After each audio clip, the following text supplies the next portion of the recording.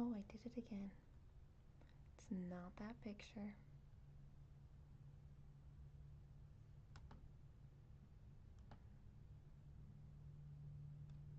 That picture.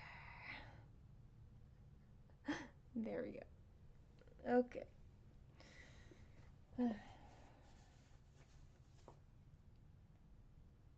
30 minutes on this first. I'm working with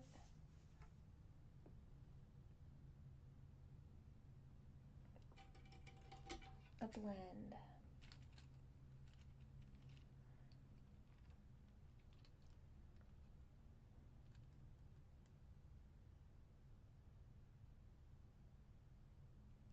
This one.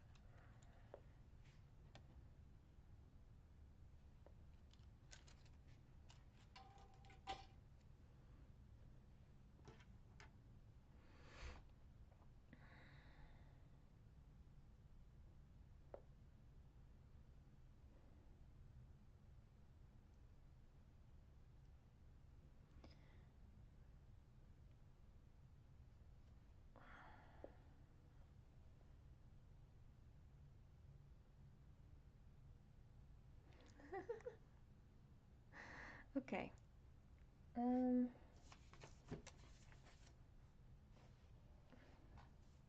I just need to know exactly where I'm stitching. Not there, but up here.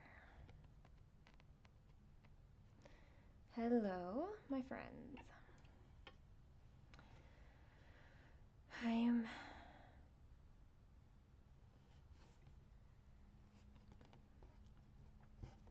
back.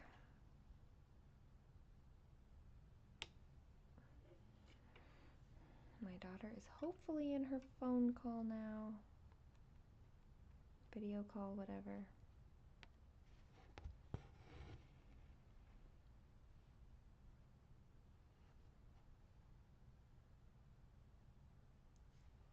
And here we are.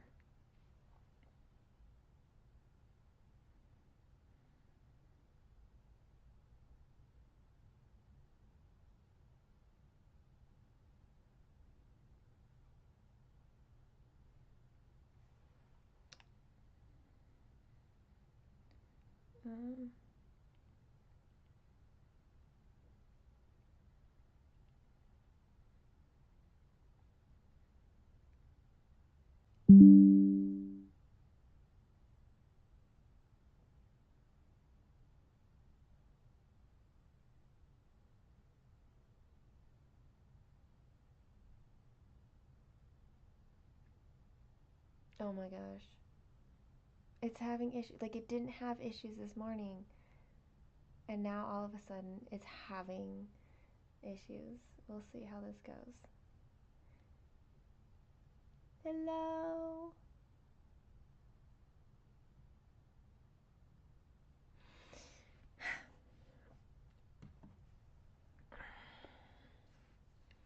So one of the problems, well, hopefully what the problem is with like the glitching and stuff, is that, sorry, this is like spilling. I opened it and it's like spewing forth liquid.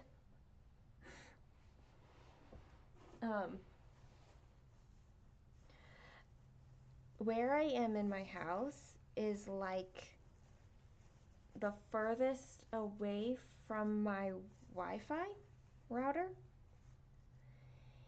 and that's probably what's going on, is that it's just like kind of the weakest spot, and so sometimes it decides to have a weak link and sometimes it has a very, very, very strong link. So I bought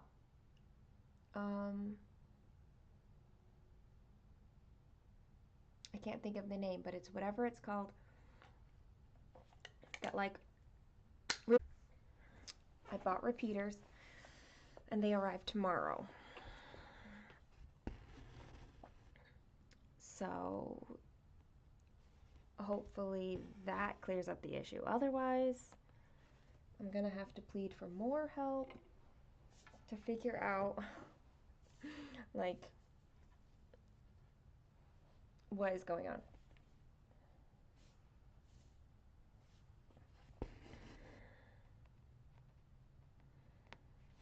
But in the meanwhile, we'll just do the best that we can manage, right?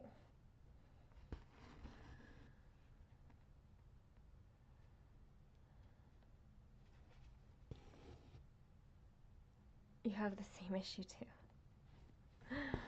Ugh.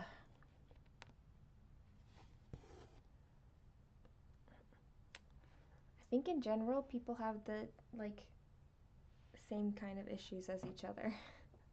I think that's why we feel like we can relate to each other so much is that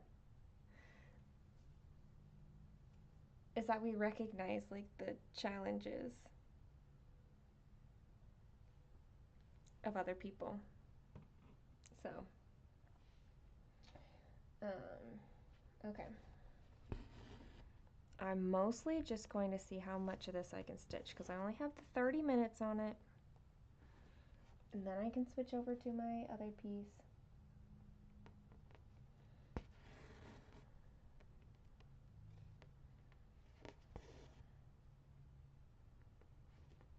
And then it won't matter how much I get done on my other piece. Like,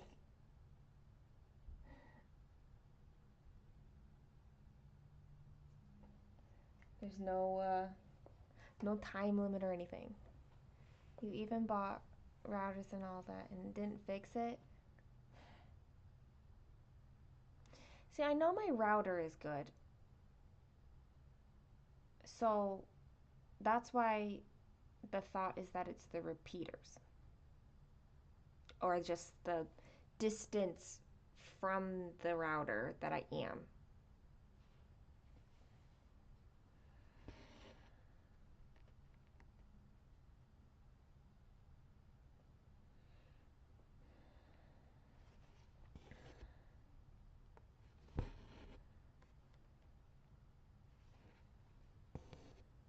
Luckily, I know somebody who knows more about computer stuff than I do.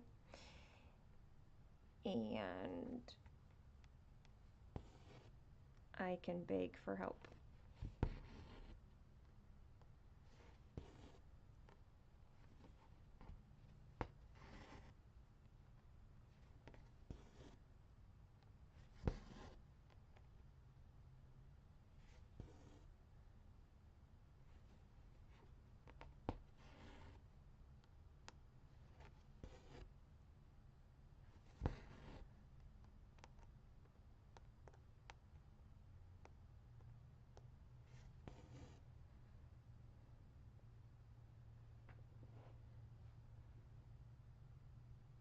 Yeah, I'm on the second floor and it is on the first floor. And we're like not on top of each other. We really are like two very different points. So that's why I'm hoping the repeater will be the answer.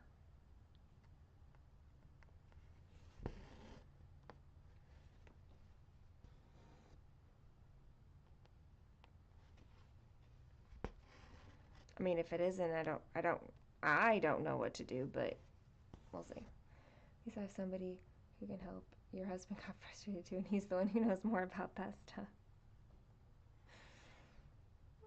Hi, Agnes. How are you doing?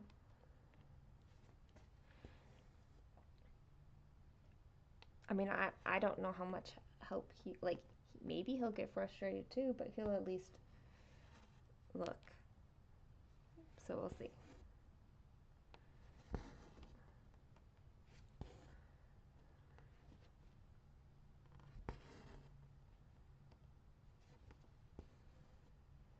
Okay, repeaters are like, okay, this is probably a bad explanation because I don't really know.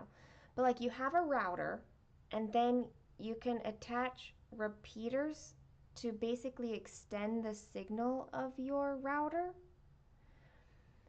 Um, so like it connects to your router somehow and broadcasts the Wi-Fi signal further away from it. So it allows your signal to extend out further, I think. That's my like less than rudimentary knowledge of what repeaters are.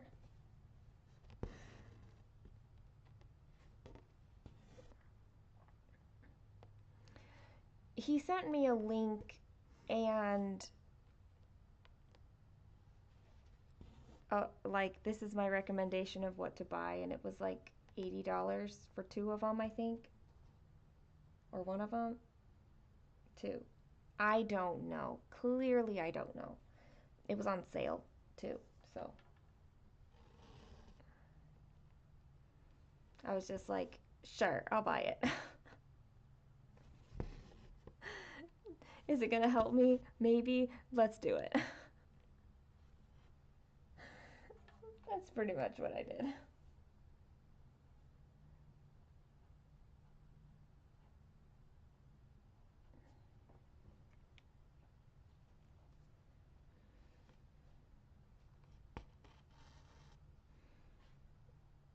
You're fine. Stitching on. Oh, I don't know how to say the name, but I know the designer, company, place. Winter Dream. Well, that sounds seasonally nice. Okay, yes, that's what he bought. We may be saying it differently. I don't know the names for them, but that's what Best Buy told us we needed.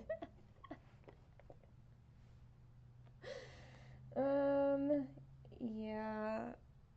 Sometimes I just don't know the things. That's okay, right? Where?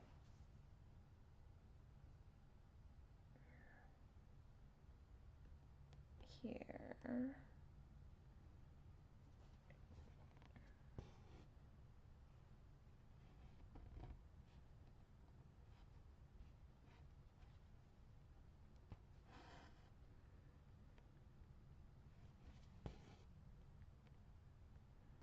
It seems like the logical first place. Like if I don't understand the language I'm about to use, so don't take. And now we've reconnected.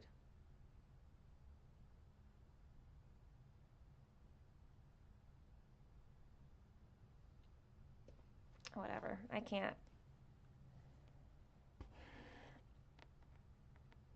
stress about one more thing.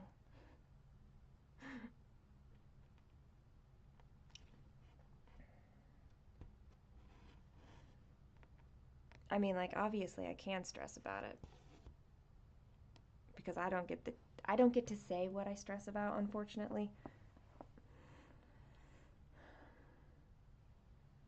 I will either stress or not. I can only like decide how I'm going to handle the stress.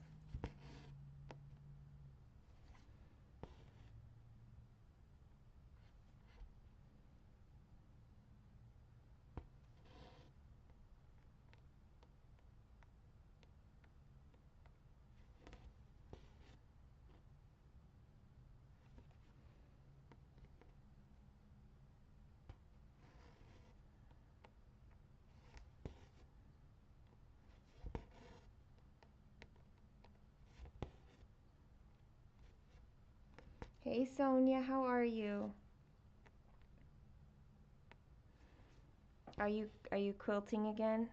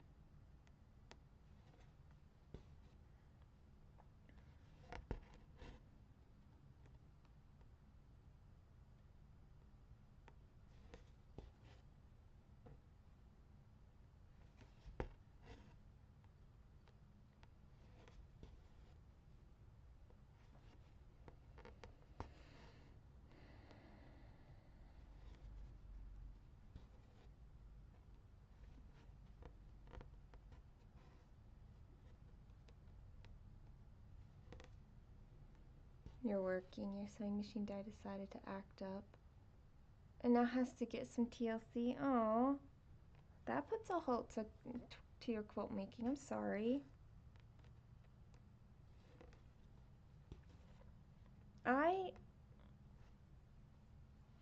think I'm okay enough, I guess.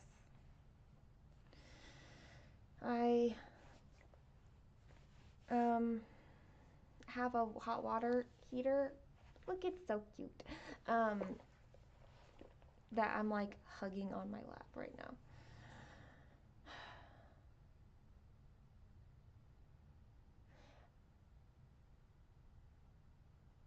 I don't know. I'm struggling emotionally, and that's really hard because I know that the emotional side is the part that's going to last the longest.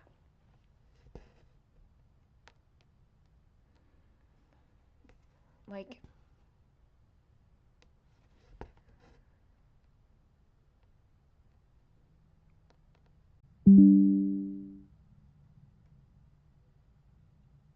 this thing is going to drive me insane. Like, that's the third time it's disconnected, and it's only been 18 minutes. So,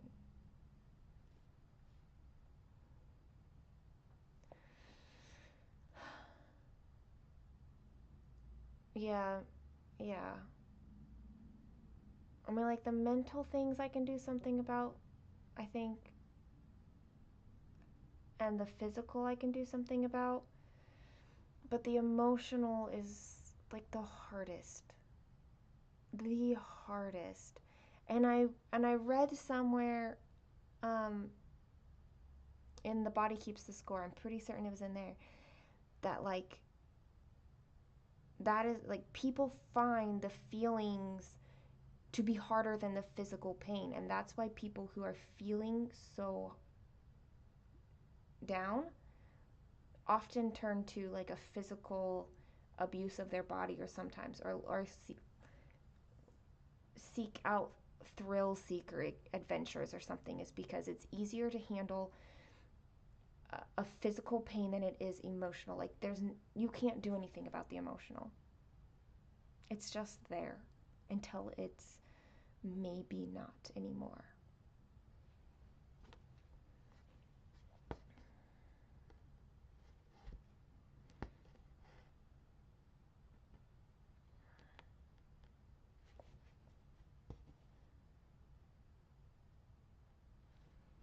And I think we all experience it. Like, we all experience hard emotional times.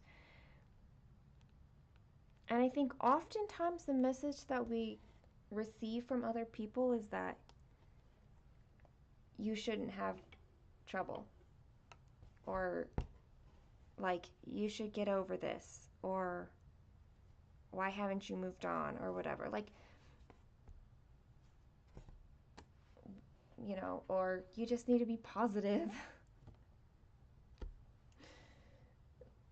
And I'm like, no, the emotions aren't a thing that you get to dictate. They will come and go as they please.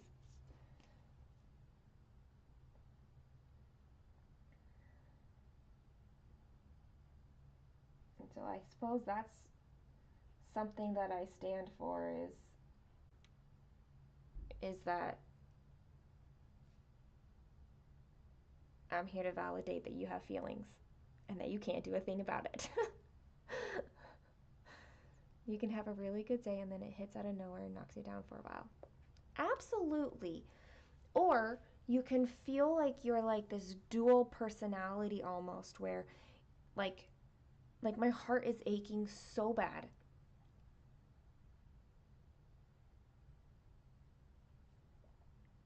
My heart is aching so bad. But yet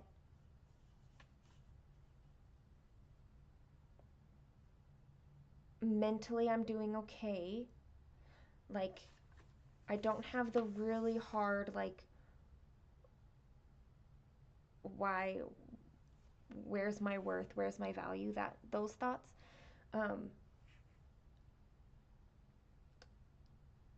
and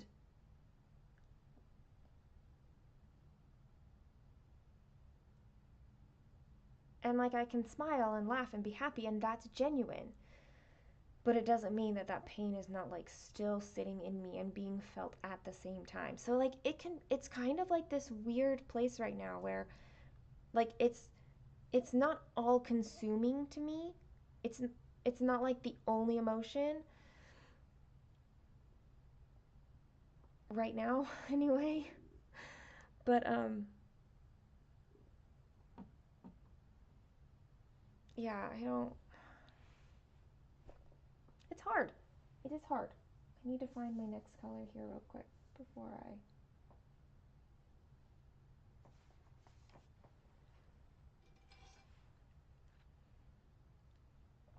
sometimes I wish you could throw your heart off my body and have no emotion because that is the hardest. You know, I kind of don't wish that most times though, because I know that I feel things deeply, and that's all the feelings. You know, it's the positive ones as well as the negative ones. So I feel like I would lose so much of who I was and how I interacted with the world and how I see everything if I no longer had access to those, to my heart, to my emotions. Like I would I would feel dead. Like I not just because you aren't feeling anything. I mean, I don't know. I don't know if I, maybe I don't know my thoughts well enough to be able to explain myself right now.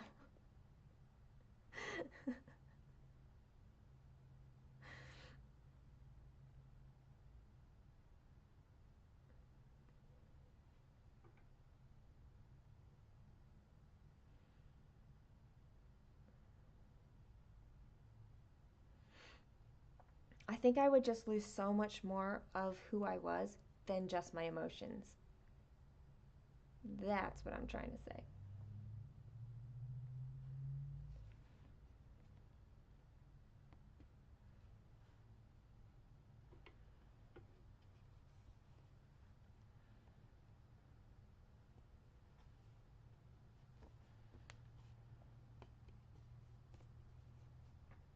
Mm.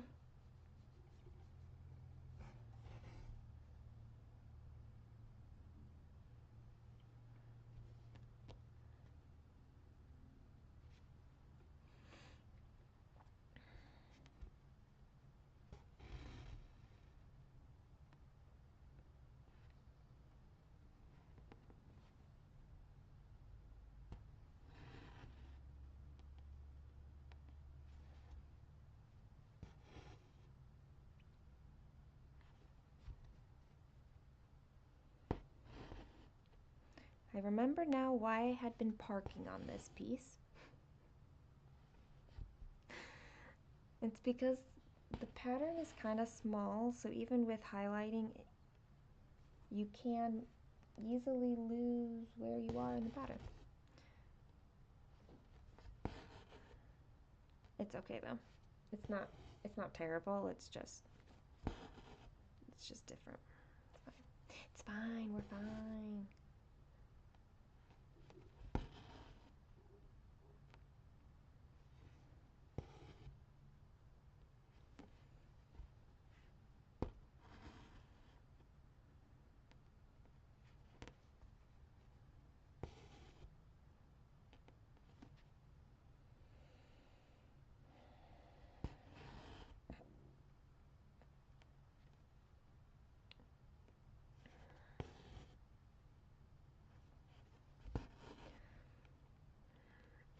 There are things that I've learned so much over the last few years, um, that I didn't know, you know? Like I've learned what boundaries are. Like I'm not sure that I ever legit understood what a boundary was before. I've learned what they are. I've learned how personal they are.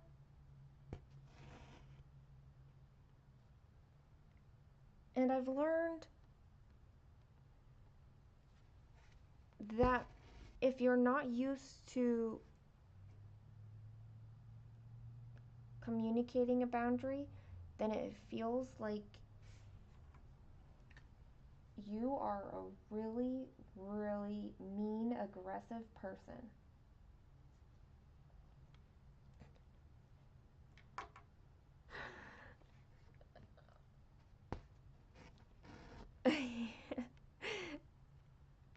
Even if you're not, but it feels that way.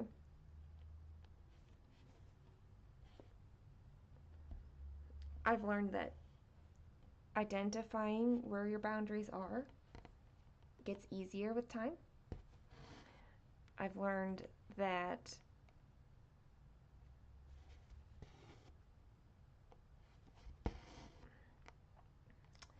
having sometimes what you think is a boundary isn't actually a boundary.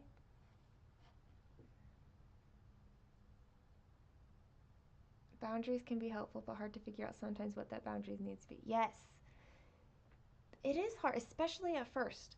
And because it's very easy to think that a boundary is about stopping what somebody else does. When a boundary is only it's something entirely within your control. Like that is something that's really mind-blowing to me. Like really opened my eyes to the amazingness of boundaries, is that it's something that's in your control. Other people get to make their own choices, and you get to say,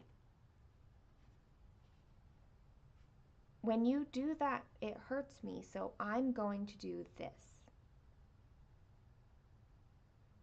That's what a boundary is. It's not saying you can't do that. It's saying if you do that, I'm doing this.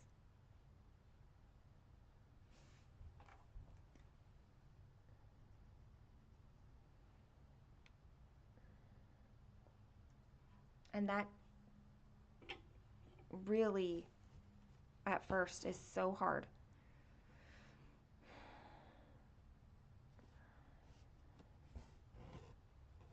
And sometimes it's never really easy, and sometimes it does get easier.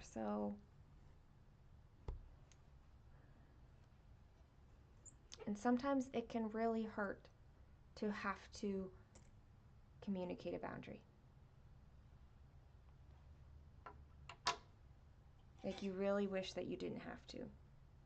But boundaries are self-love. They are you loving yourself and seeing your own value and your own worth and saying that you are worth your own effort and your own care.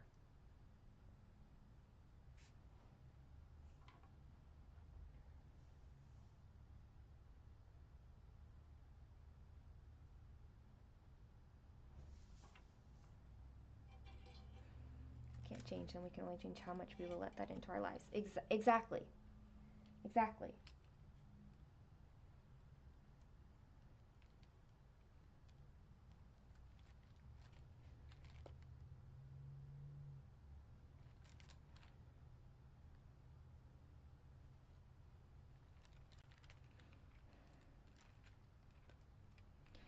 And if you're setting boundaries with people who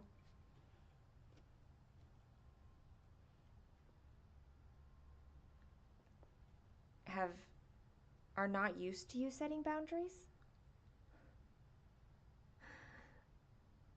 like that can upset a dynamic so much.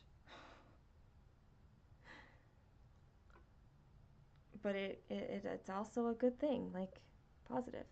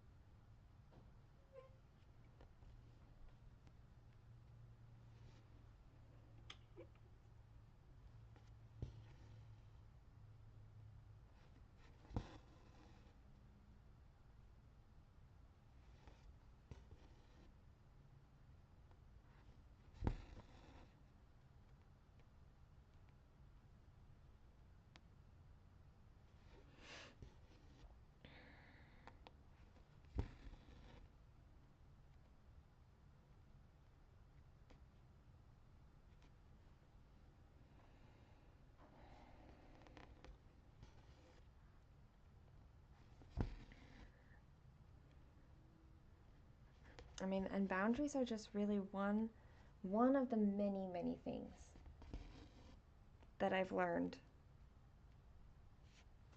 over the last few years.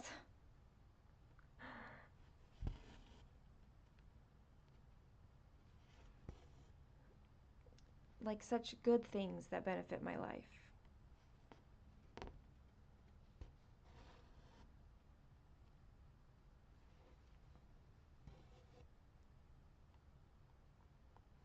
Things that make me,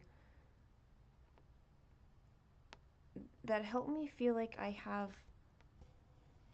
some control. Because I haven't. Like,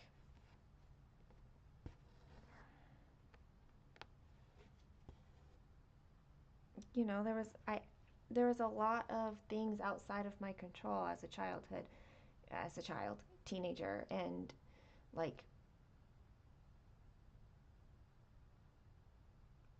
and then other things happening to me outside of my control, like on and on and on, and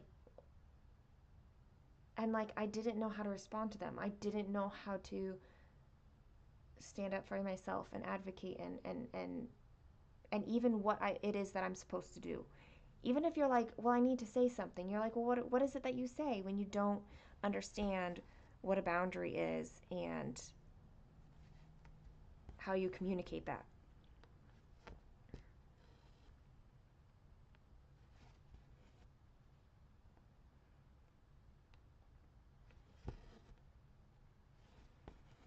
And so, like, it just kind of keeps in this perpetual cycle where,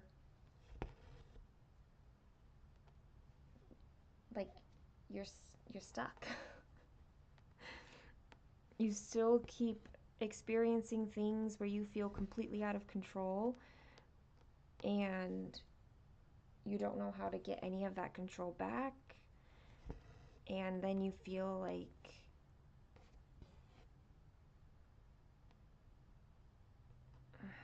I don't know. But boundaries definitely it's given me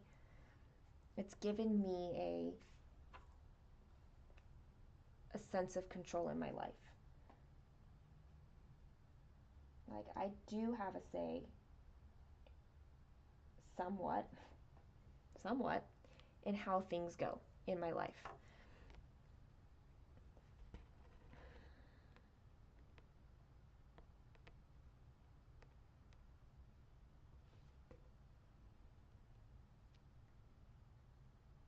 It's tough to realize you do deserve better. And then like you said, know where and how to start. Yes. Because how do you know that you deserve better when you never have received better? That was so tough. You still need to know how to set boundaries and you're 34 years old. That is a huge step for you. Okay, well, busy hands. I'm 35. I literally learned about boundaries in the last 2 years when I was like 33 and 34. Well, I guess really since I'm almost 36, it's really been while I've been 34 and 35. So I was right about the age that you are now. It's like never too late to start.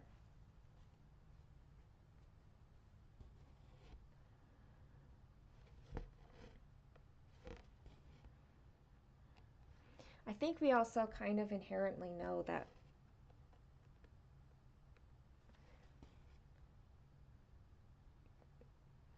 like sometimes we do have boundaries.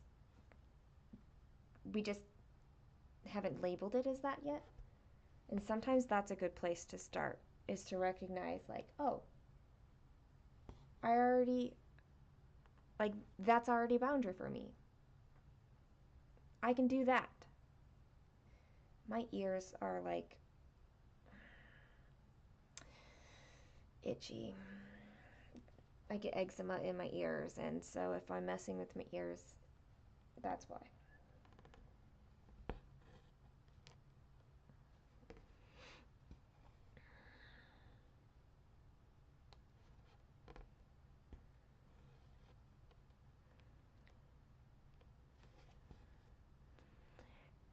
And having said that, like there are certain boundaries that I know I need to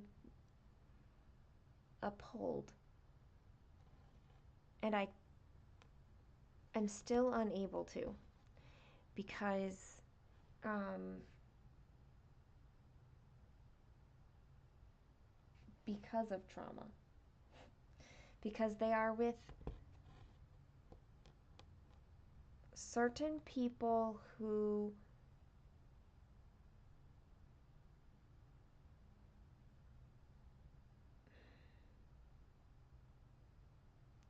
in some ways I'm not strong enough to make them.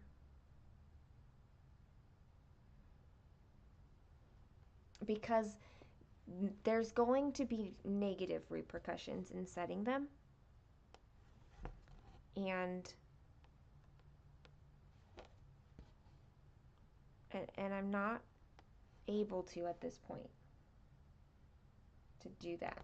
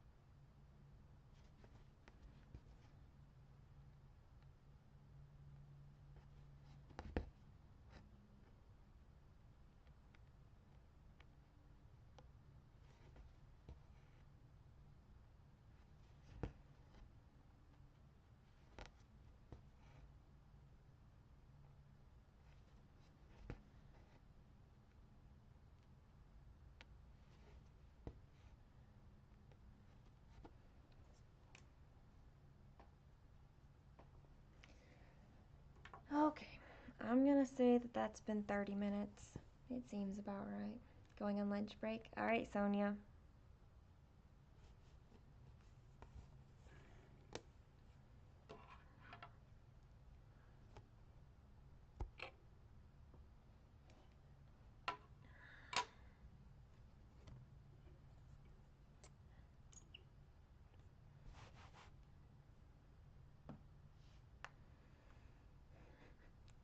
Like, it's looking a little more filled in. That makes me happy.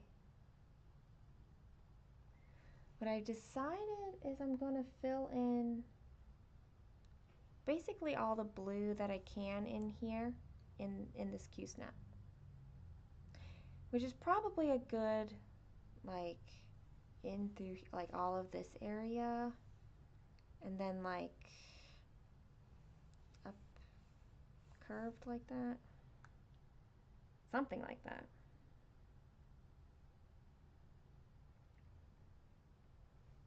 I just need to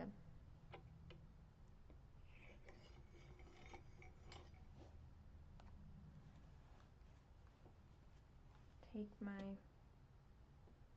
do the things documentation.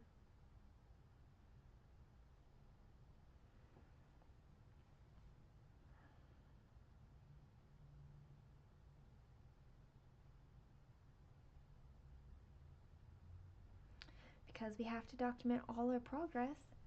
This project has so much confetti. I love your work. It looks huge too.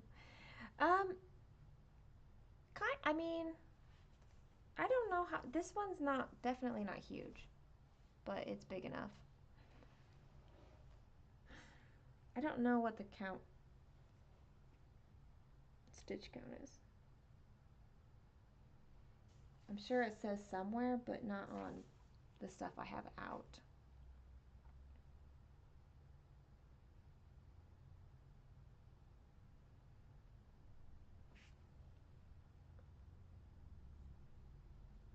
But the piece that you are stitching on right now, like, it's gorgeous, and I've never seen it before. So,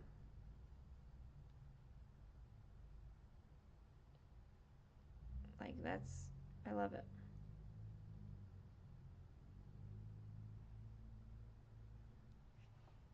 Oh,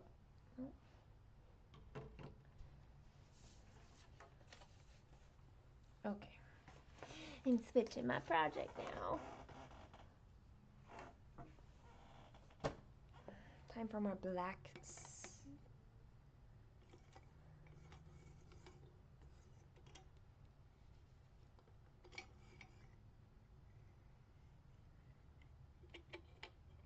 The confetti is always worth it. Just remember that.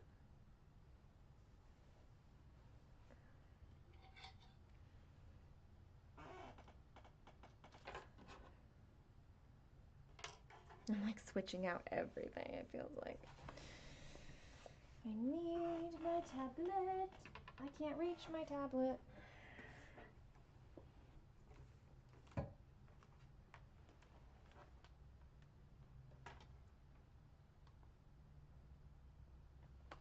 There we go.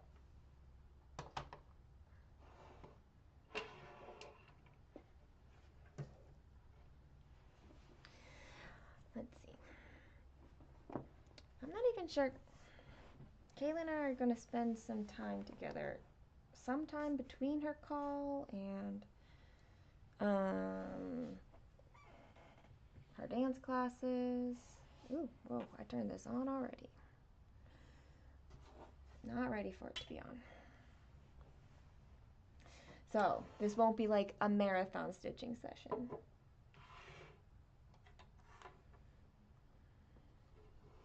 Hi, Amy.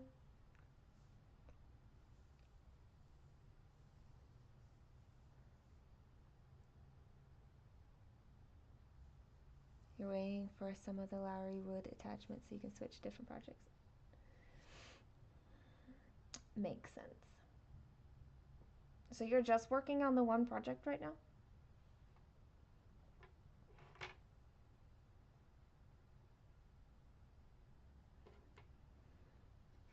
All right.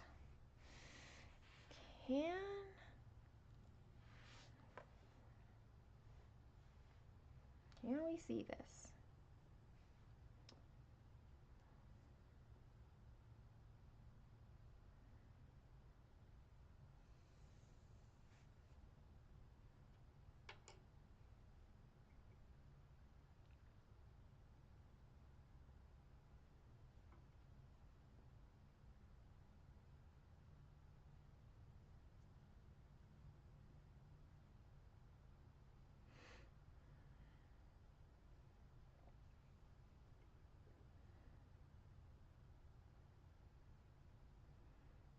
Like, I'm pretty excited about how far I got in this last night.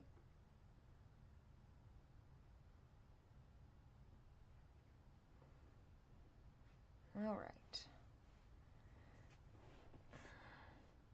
There we go.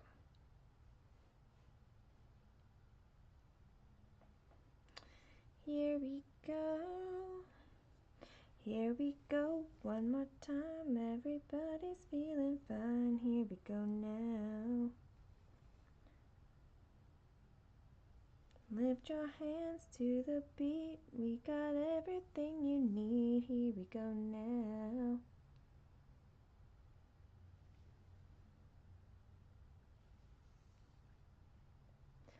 You were working on a bigger one but needed the one attachment in your butt. Oh, yeah. You had to steal it from your living room project. That's funny. Well, once you get your order, then like you'll have the setup, right? You'll have the setup that you need. Shift that slightly. There we go.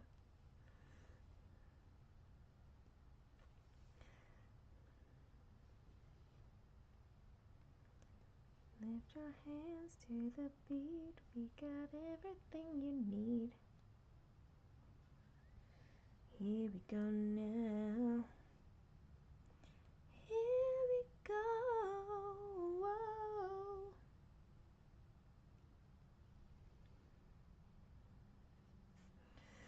Oh, I'm so hungry. I'm like a broken record at this point, y'all. I guarantee you, like, my heart hurts and I'm hungry. That's it. The end. That is my life.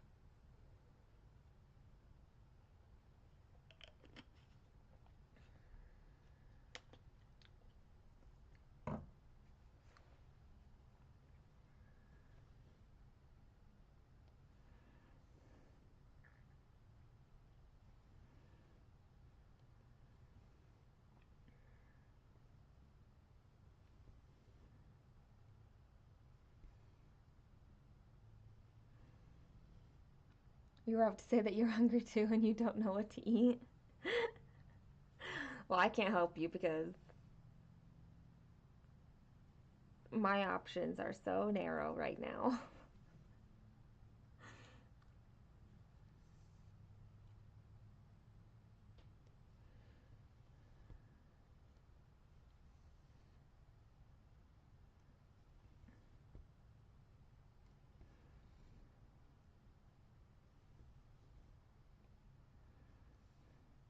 Like, I have no concept of a meal time right now because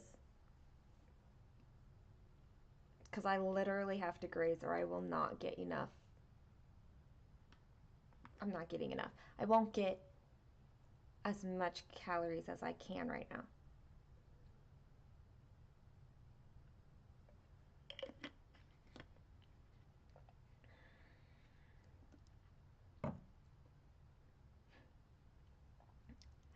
And luckily, my scale, the batteries have died, and so I have to I have batteries somewhere else in the house. So I'd have to go get the batteries to then make my scale work again. But because the batteries are dead, it means I can't see how much weight I'm losing right now. Which I think would mentally frustrate me so much. Not that I don't want to lose some weight, but like,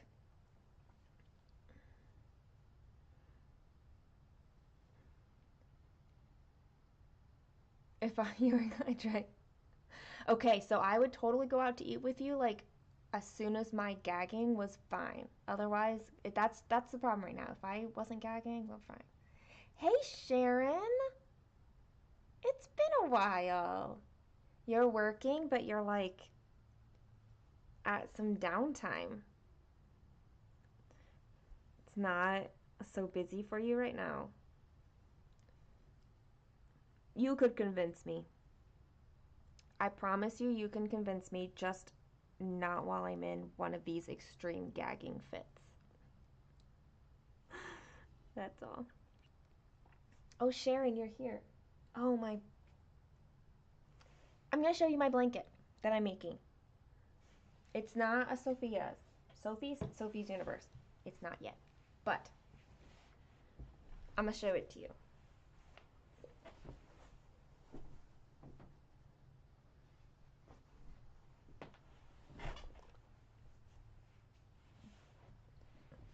Because it's close and you're here and I can show you it. I have not. Oh, yeah. I have not. I haven't shown this anywhere. So. Look at this. Where's up?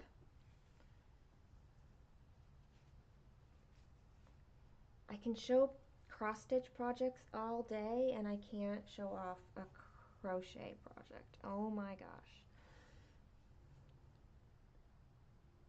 There we go. Ooh.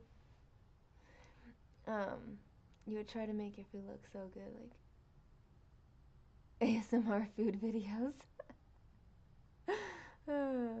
Thank you, Rachel. I don't know how I'm feeling. Okay,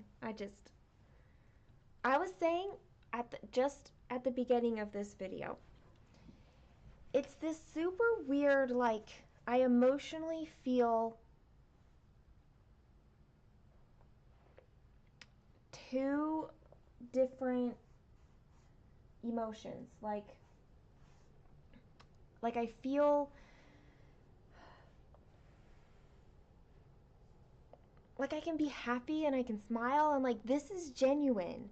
But like my heart hurts and that's also genuine and they feel like they're at odds, but and so like if somebody's asking me how I feel, like how do I be like, well, I'm happy, but I'm also like in a lot of pain. Like what do you say? I don't want to just say that I'm happy cuz that's only kind of the truth. Sharon, it is Attic 24's crochet along. I'm not I'm not even trying to keep up. That's not the point of it at all. But it's from Attic 24, and it's the blanket that she put out, just is putting out right now. So, um, but I love Attic 24's blanket patterns because like she always does a great job, and she makes sure that her patterns are really easy and accessible for like everybody. I love it.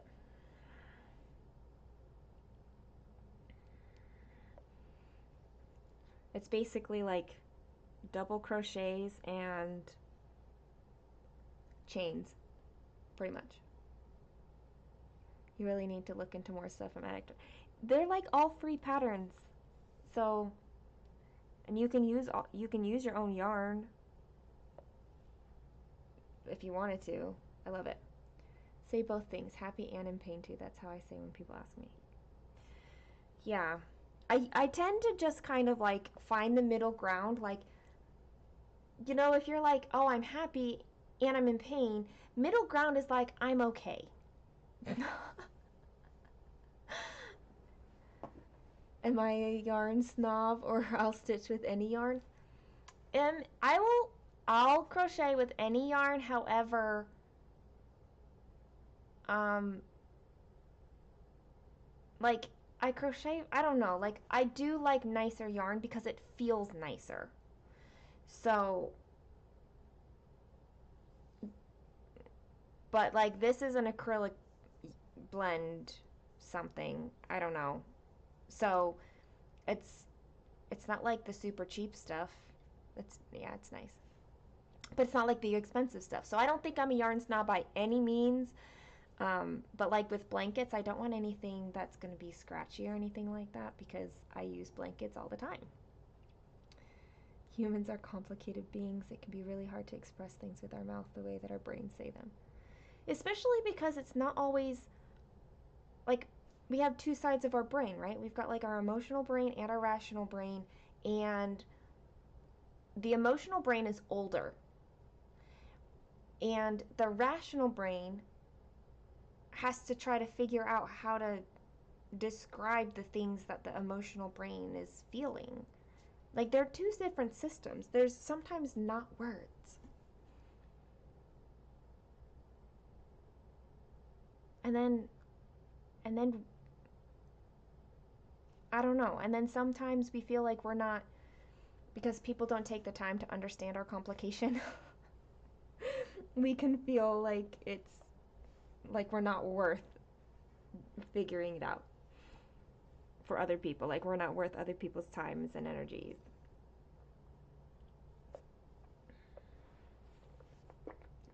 I have to say I really like this, except it needs warmer water.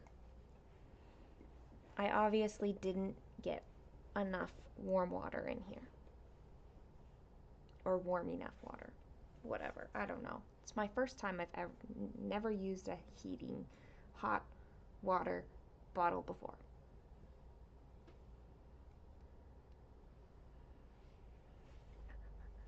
I need to turn it this way. Ugh.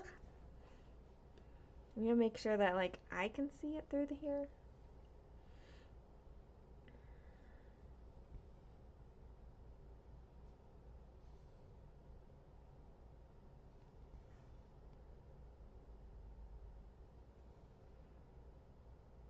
And then like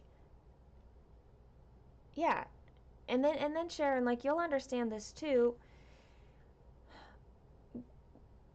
because then you've got like normal, whatever the heck that means. You've got normal, and then you've got literally everybody. Like anybody on the autism spectrum. They're not what you would consider normal, but that doesn't give us any right to not try to understand them and to not give them respect and decency and love and kindness and all the things that we would extend to anybody else. Hopefully we're extending to anybody else. And so, like, anybody who's any kind of neurodivergent in any way, like, trying to explain yourself is even harder because it's not normal. It's not the average.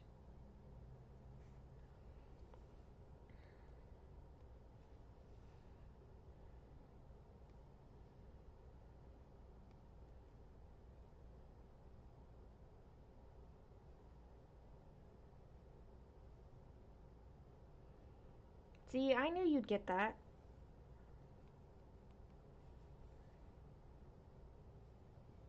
And it doesn't even mean that that individual is incapable of explaining themselves. The fault could just as well be with the other person not understanding. Because it is different. It's just like how much effort is each party willing to put into like there being an understanding that's beneficial.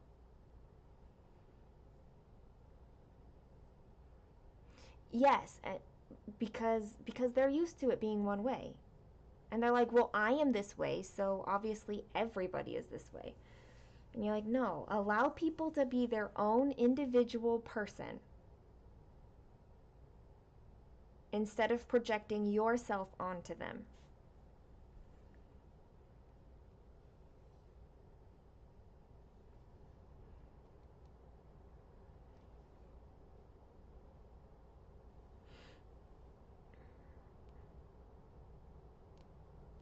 I kind of get all like fired up, I guess, because because I've been projected on so often and I've allowed it to affect me and what I do and like feel like I'm a wrong person for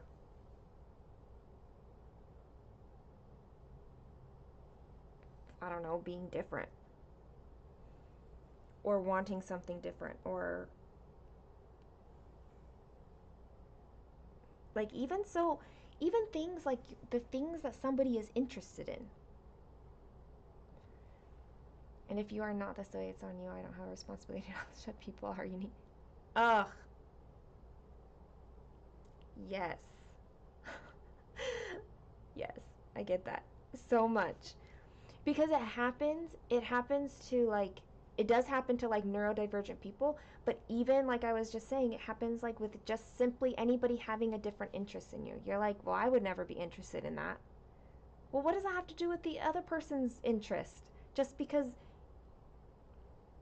just because I don't want to ever go bungee jumping ever in my lifetime does not mean that I think people who go bungee jumping are like insane and should never do it because I wouldn't do it.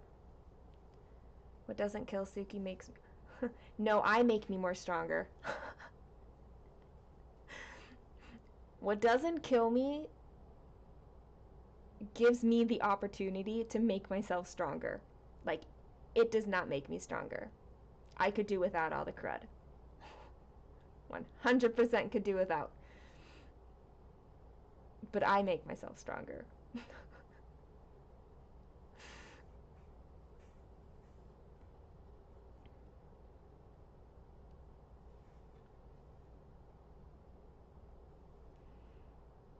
What doesn't kill you has just beaten you up. It's caused wounds, it's caused damage. That's what doesn't kill you.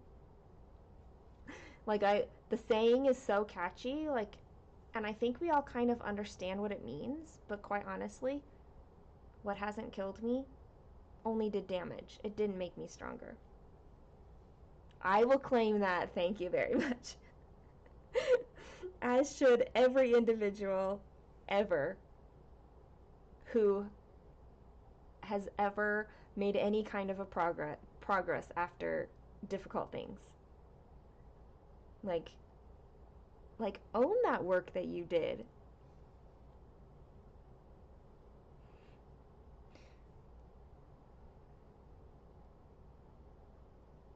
You don't let it drag you down, and when it does, you get up and stronger. Yes. Yes. You watched a documentary and this extreme sports person got his brain scanned and it was completely different than the average person's brain, and people are just wired differently. Yes! Like, very different.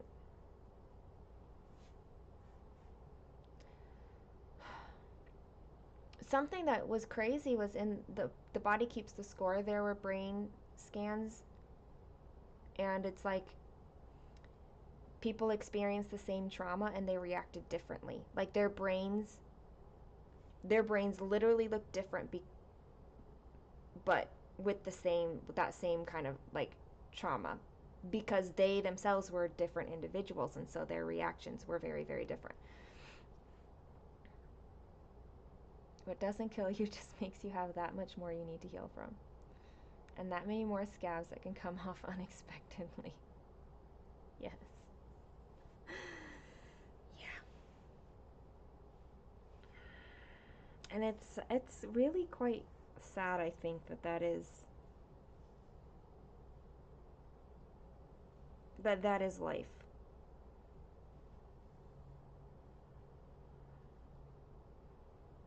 I feel like we can be like wonderful human beings without people being cruddy. Hey, Missy. You don't have mental health problems, but you're born with a hidden disability. If people can see it, they can't see it. Yes. Anything like, say, well, mental health things too. Um, like if physical domestic abuse is always more readily acceptable to people than any other kind of domestic abuse. And I guess I don't just mean domestic abuse, but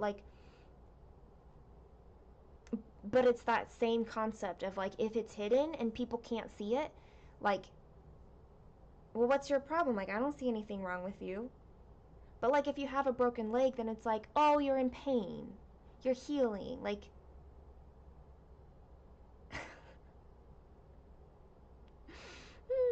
Hi, energy lady. Hello.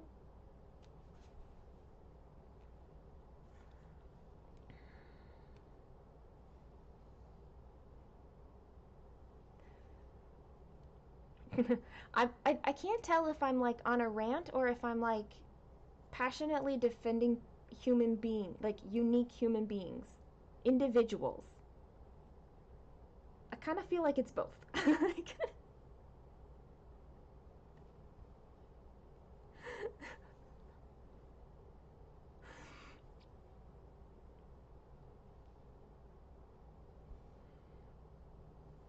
But I'm absolutely worked up about this right now.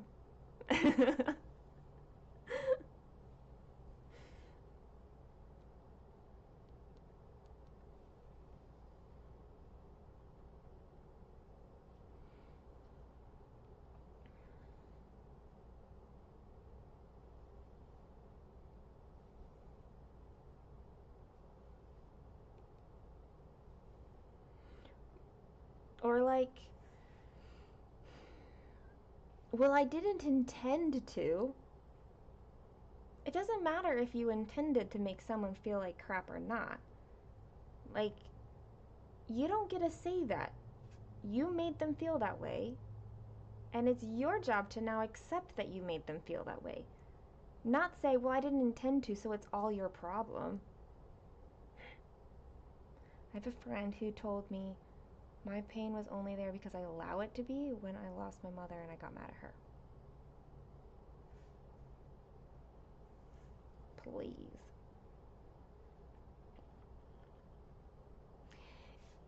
I know the people who say things like, have gratitude, count your blessings, um,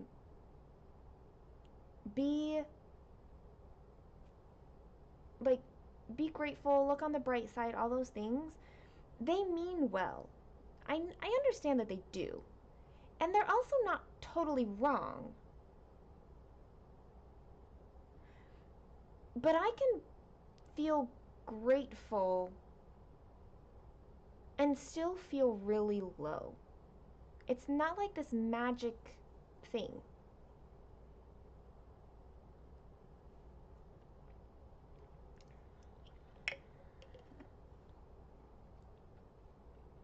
I should understand how you were feeling. She still has her parents. Your husband just told me, don't tell her about your emotions.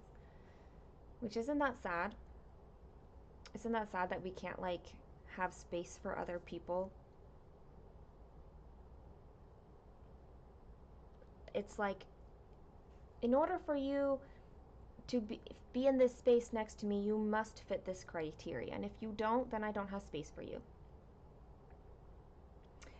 I don't work that way.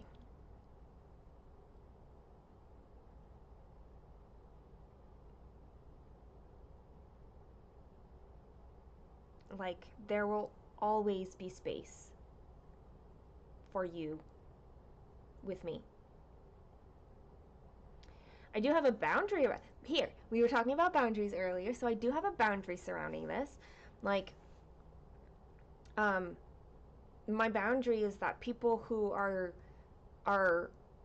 trying to wallow in self-pity,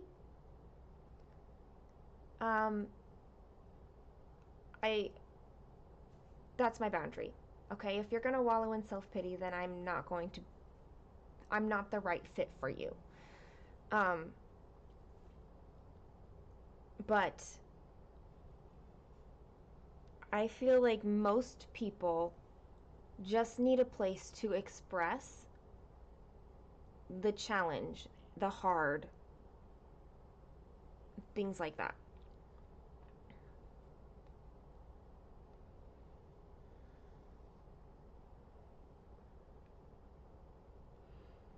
Because sometimes we just need space,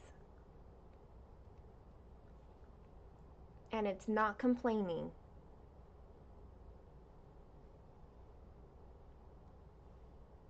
It's there's a difference. There is a big difference.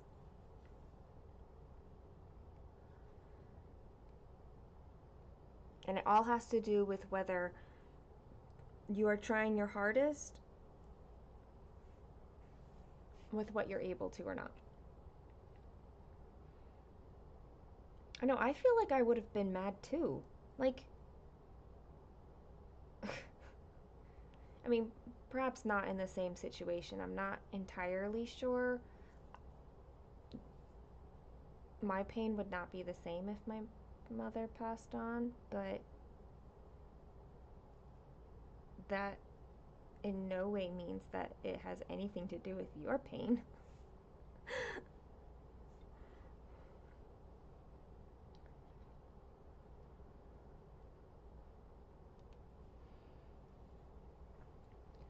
It's hard sometimes to help people and try to make them feel better, but also people just want to be heard and understood, not someone to solve every problem. Yes. I think we all want to help.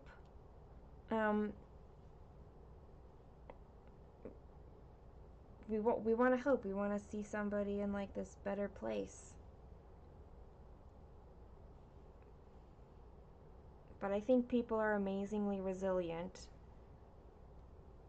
And that if we were just to like give them the space in which to express how they are right now and be how they are right now, then that gives them the foothold to know what it is they need to do and to then feel better. Yes, I am back. I'm not sure for how long until my daughter comes in and says, hey, let's do something. I don't know. But for now, it's okay. So I've been watching Suki. You feel somehow related, and plus there's so many good people here on the chat. I'm really glad for that.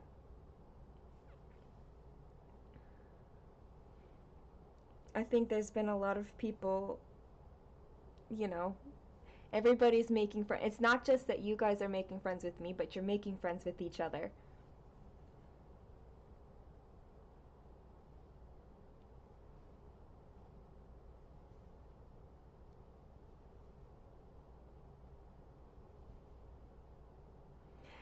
I kind of like to think of this as like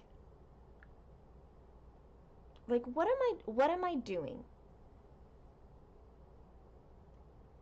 Like, am I really just showing off my stitching? I think I think that's what it started out at, right? Like, floss tube videos started out as that, but it became like building a community, like just being who I was and people coming because there was a space for them to be, not by themselves. And that's what I think of myself doing. Like, I'm not I'm not just here to be like, "Oh, look, I'm stitching." Like, let's stare at my stitching. Oh, isn't it great? Like, so often I'm not even talking about stitching whatsoever. A book called I Don't Have to Make Everything All Better had a lot to do with listening. I'm gonna write this down.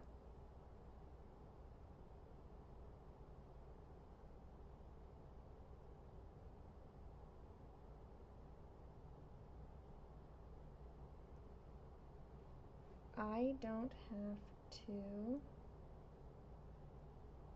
make everything all better.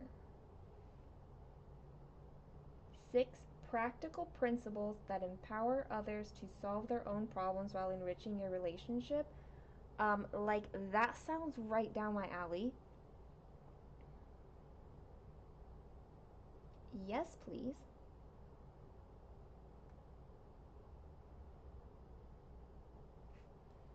I probably could have used that when I was younger. A lot. I don't think that I try to make people's problems better, but I I do feel like everyone's listening skills could always probably get better, right? It's a skill that can be improved upon if you understand more about it.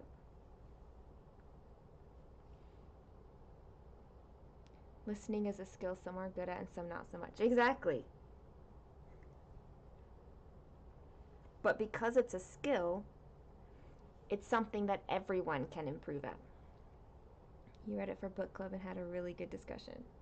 I love that.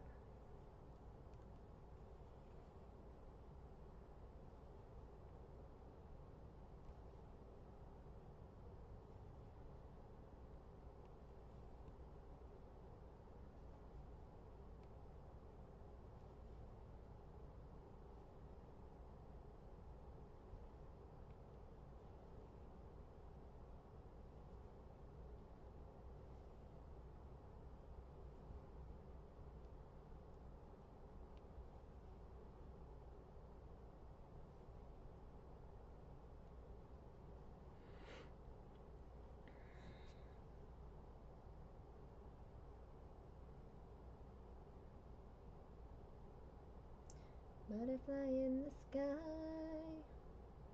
I can go twice as high. Take a look, it's in a book, a reading rainbow. Hi, Joan. It's definitely not only stitching but forming an emotional experience as well. I need a book club? I've participated in them before. Explain to me, Rachel. What exactly are you thinking with that comment? Host one? Okay, I have an idea that I should work on this week that could actually go really well with. So I could make that work, actually.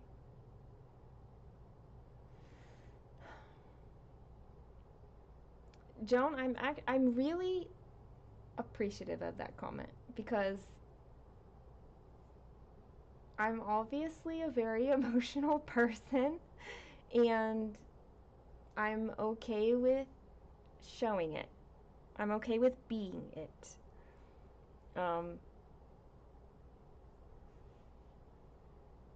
And I'm okay with saying that, like, being rational isn't everything.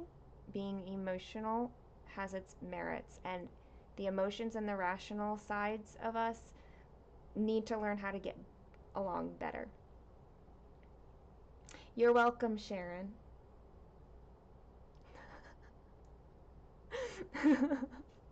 There are worse songs to get stuck in your head, right?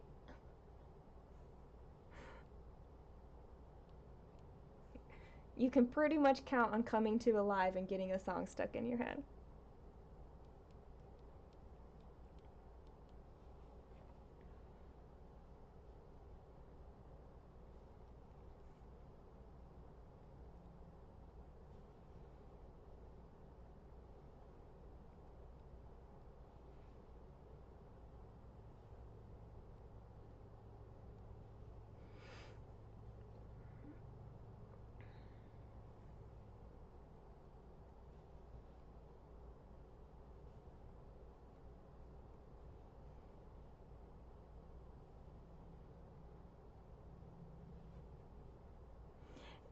But also, Sharon, your musical the other day definitely had not even the whole song, just the phrase, Petey, oh Petey, where are you? Please come back.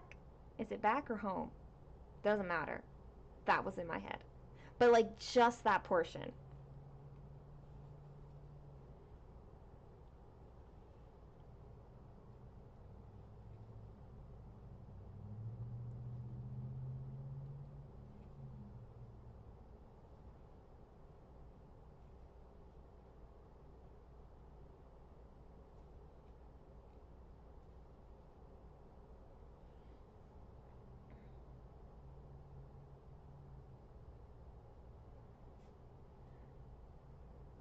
Where's my on-off switch now?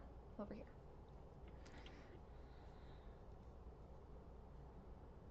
Butterfly in the sky. I don't know that many butterfly songs, so I think I just know that one. And I'm stitching on butterflies, so I feel like that's gonna be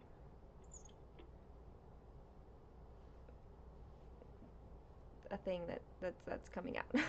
Oh, I never switched my picture here. We're not stitching on Woodland Enchantress anymore, y'all. We're on that beautiful thing.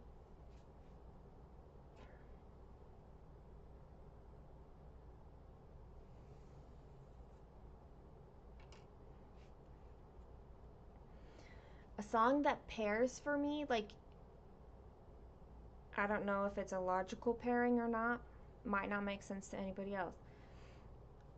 Reading Rainbow, so the Reading Rainbow song, and Magic School Bus. I'm going to guess this has something to do with the fact that I watched those in my childhood and I didn't watch a lot of other things. Except sometimes I watch Sesame Street and, oh, not that much though, because you could watch. We didn't have to. Blah, blah, blah. I'm saying like 5 sentences and not finishing any of them. I did not have like cable growing up. We watched like movies.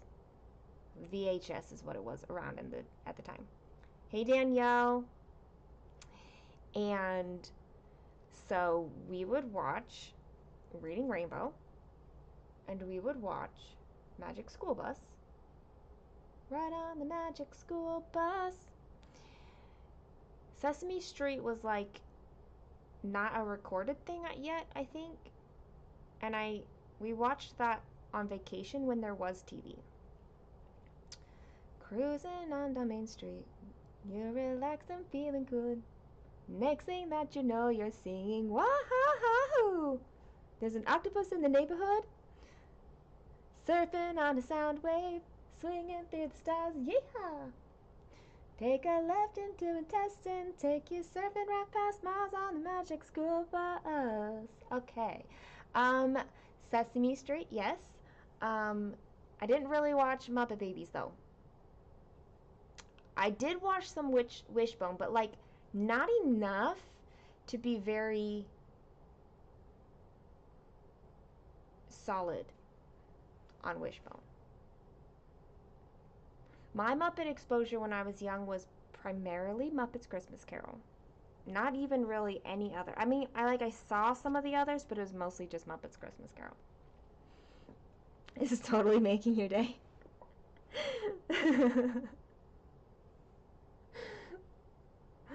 Excellent.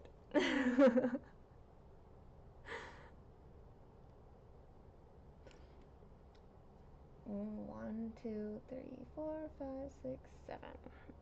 1, 2, 3, 4, 5, 6, 7.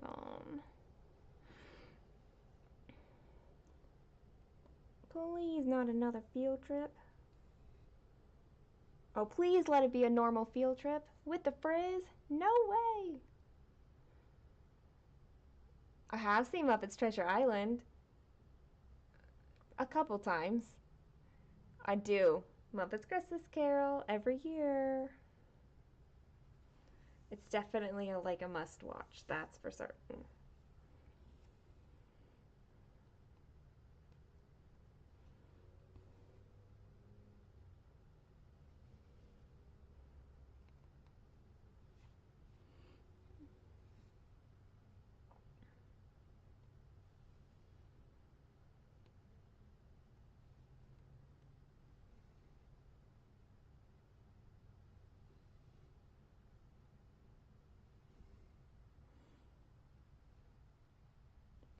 I wasn't paying attention to where I was stitching. I just needed one. Oopsies. I'm like, no, I'm going long. I'm not going long. I'm going short. I just need one. One stitch. Fraggle Rock. Okay, so my exposure to Fraggle Rock is like a preview that was at the end of another movie. And I'm not actually sure what movie it was. Probably Muppets Christmas Carol. But at the end of the movie, it had like a preview for Fraggle Rock. And so I know the down at Fraggle Rock. Oh, how does it start? Down at Fraggle Rock. That's how it ends. I can't remember the song now at this moment. That's all I know about Fraggle Rock. Like, I've never actually seen the show, but I've seen that trailer like tons.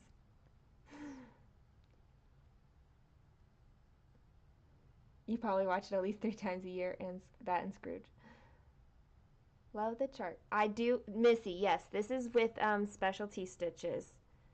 It's probably hard to see with the light behind it, but this band is specialty. You can tell. You can tell now.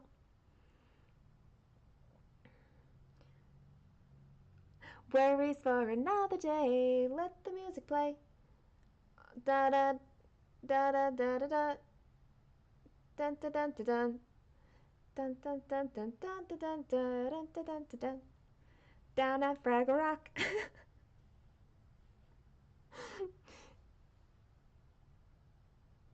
You watch Care Bears, My Little Ponies, DuckTales, and Gummy Bears. I've never seen Gummy Bears. Um, See, because we didn't have TV, like, my knowledge is very limited. I've seen My Little Ponies as an adult, though. Wasn't able to watch much Fraggle Rock until I treated myself to the box set during lockdown.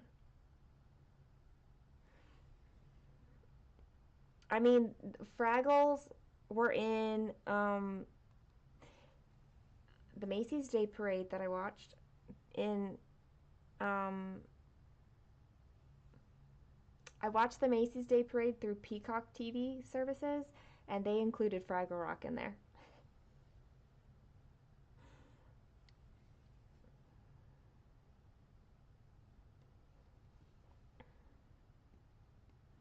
My youngest sister, who is 28,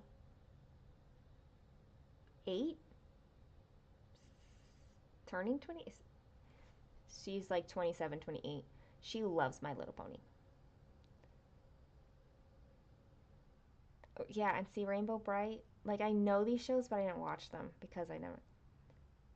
You can see Alara introducing me to My Little Pony. Oh gosh. Strawberry shortcake, I know what she looks like.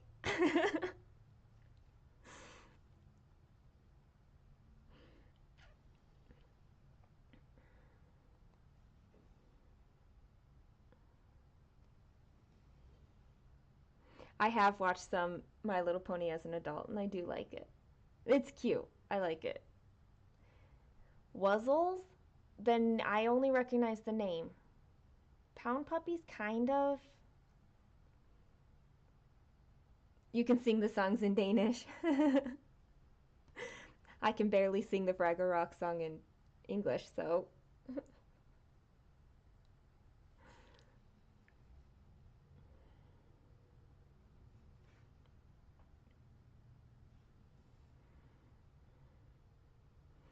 See, I know a lot of other things, like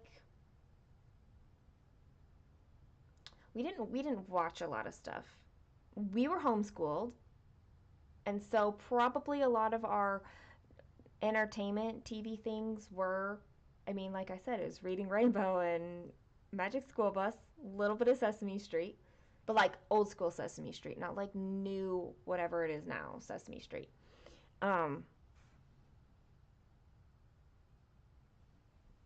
but we did a lot of other things. I remember listening. We did a lot of like. I was about to call them CDs, but they were not CDs at the time because CDs didn't exist yet. Um, you think you recognize everything listed, but you're also very much a child from the 80s. And I was born in the late 80s, so like I'm not really an 80s kid. Um, so we would listen to tapes um, about, I don't know, educational things, but they were like set to music. So I know a lot of songs that are like that educational base. Um, so like the states, I know Maine, New Hampshire, Vermont, Massachusetts, Rhode Island, Connecticut, New England is their name, New Jersey, New York, and Pennsylvania, right? Like I can go through all the states. I can go through the presidents up until whenever I can't. I mean, obviously they stop at some point. Um, like George Washington, John Adams, and then Thomas Jefferson. Oh, Schoolhouse Rock. Yep. Oh, Sharon and Michelle, you both got it. Yes, I know those too. Like, because we pretty much listened to all of them, all the Schoolhouse Rock, and watched them, I suppose. But we definitely listened to them. Um,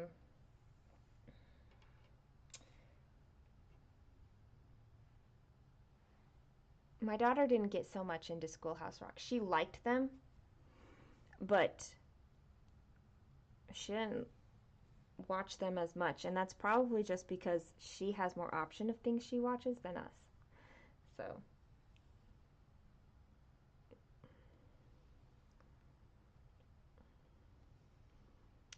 another geography I learned, though I don't think I could do it all the way, is um, it was more the countries or I'd like to visit Iceland, then Norway, then Denmark, and Sweden, then Finland, the USSR.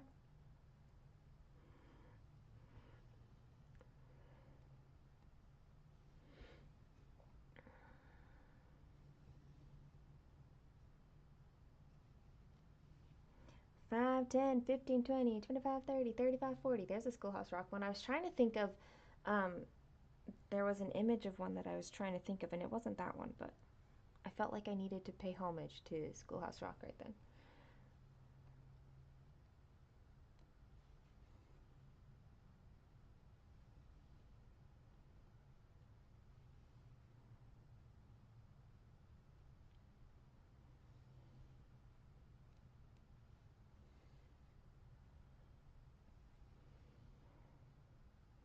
That's a good trip down memory lane right there.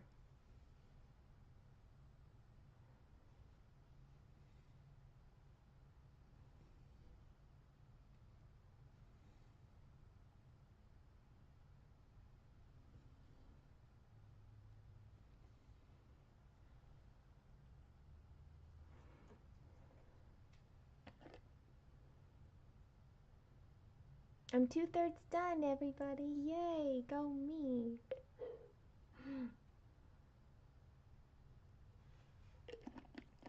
Stephanie, I have a question for you, Stephanie. I was gonna message you, but you're here.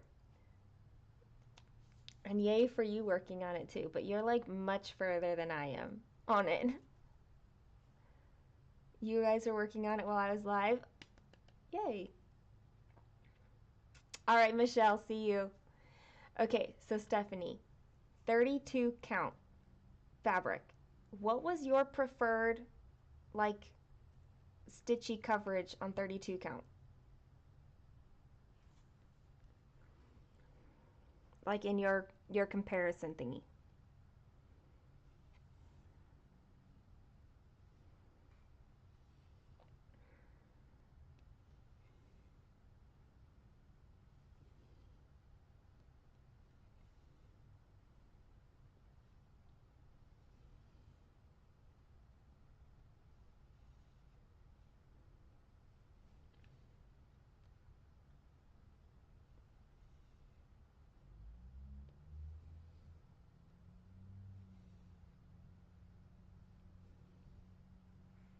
You have to double check that.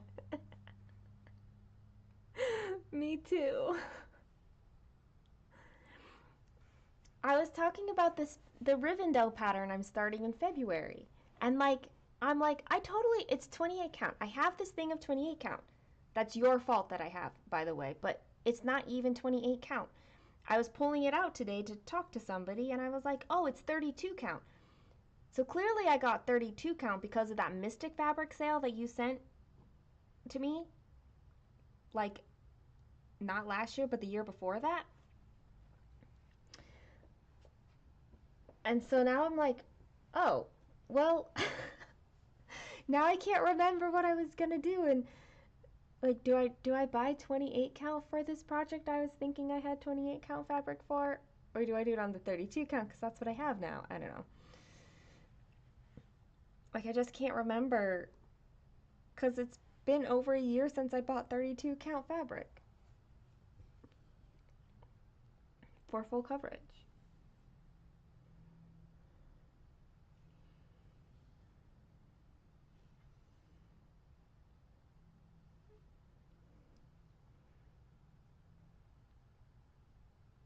You're doing a Hade ornament with 1 strand 10 stitch, and for you it's great coverage. What fabric count, Missy, is it? 32 count or 28? Well, 32. You're doing 1 strand, so 32 count. All right, Sharon. Have fun at work. I'll have to. Oh, I can go look right now. Go to gut Instagram.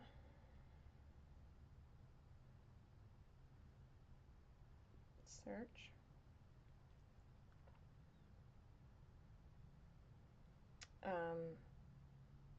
Complete mind blank right now. Right here. Thread count comparison. 1/1 10 stitches on 28 count. Don't do it. Just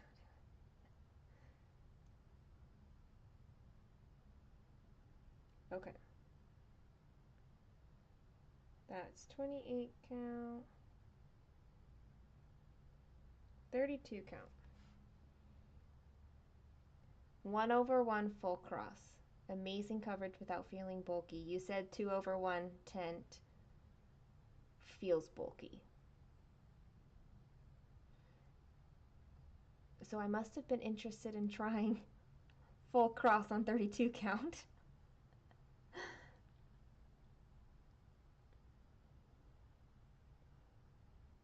.32 count. And you're doing 1 strand 10 stitch and it's great coverage.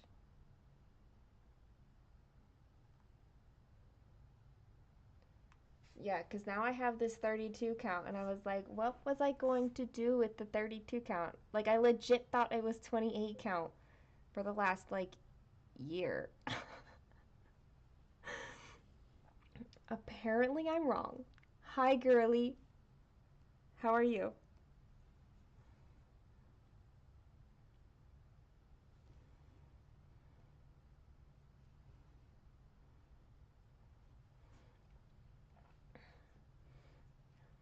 We've had quite the conversation about, like, people's emotions and being individuals. Like, I don't know, I got intense. I got intense, guys.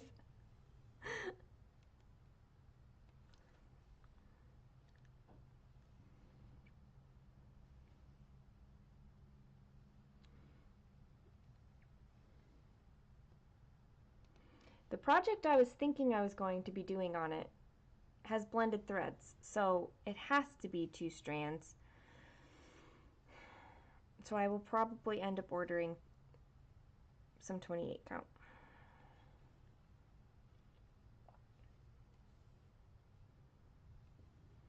Because I do quite like the coverage of my tent stitches on 28 count.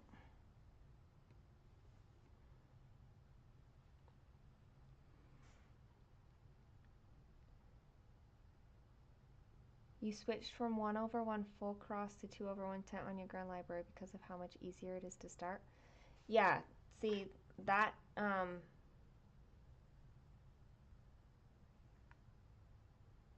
okay. I really love starting with 2 strands.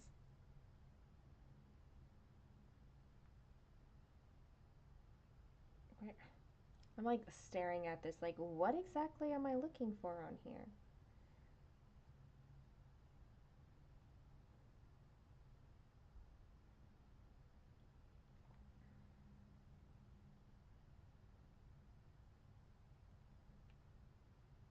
No rush on that picture, Stephanie, at all.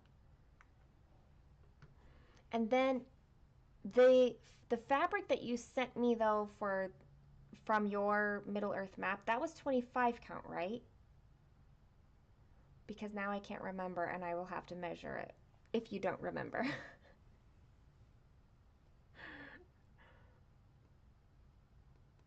Clearly I know what fabric I have so well.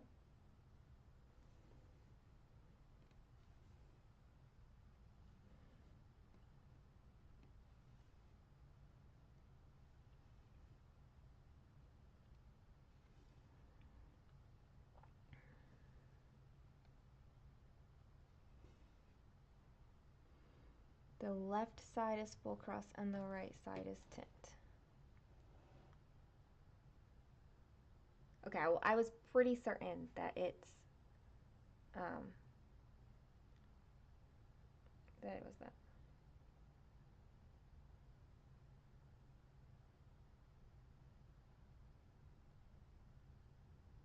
Well, that doesn't look that like it doesn't look very bulky. Does it get bulky? I guess you have some confetti in there, but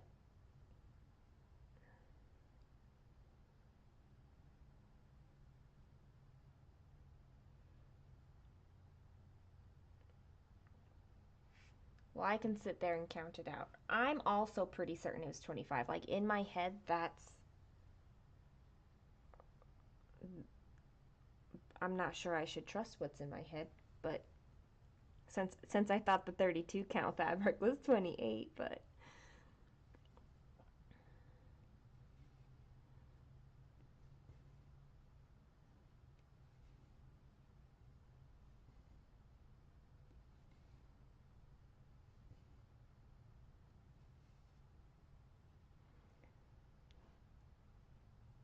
I have more starts for different projects. Extra fabric never hurt. It, and it's a big piece of fabric. Like this 32 count is sizable. It's not a small one, so it's gonna be like multiple ones. It's a little more bulky erase than full cross, but it's not noticeable. That's good to know. That's another thing for you to think about on full coverage, tent stitch or full cross, and on what count. You've got a lot to decide about, and then figure out girly.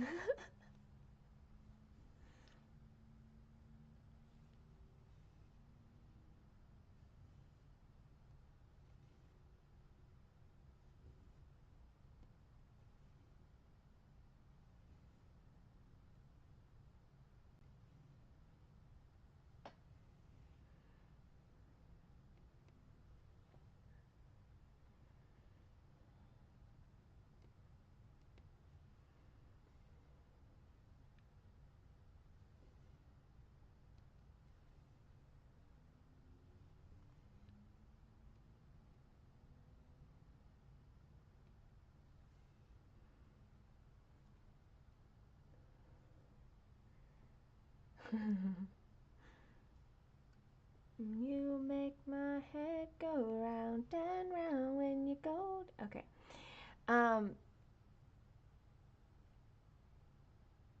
Once you have your decisions, though, you're good. Like, as long as you choose correctly. If you're happy with, like, once you know what you're happy with, then you're just ready. Like, your decisions are always there.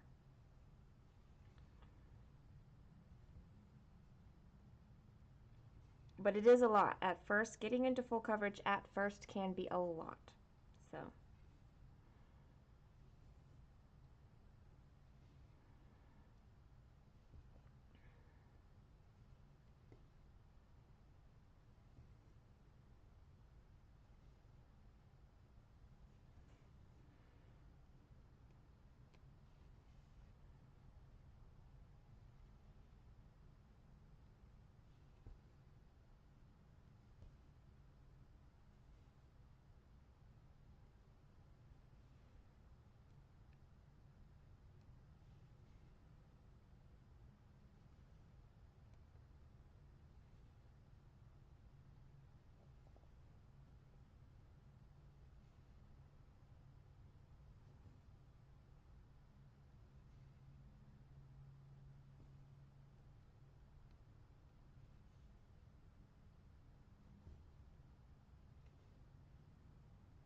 These butterflies are so pretty.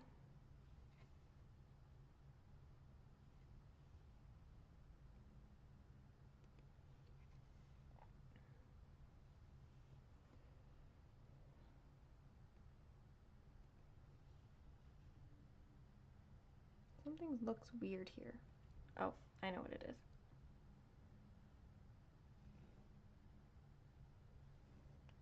It's this top leg.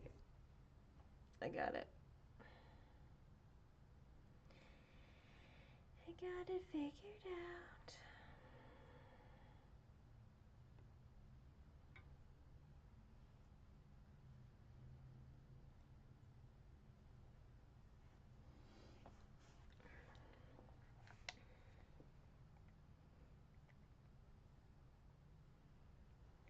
Yeah, if you knew it would be simple.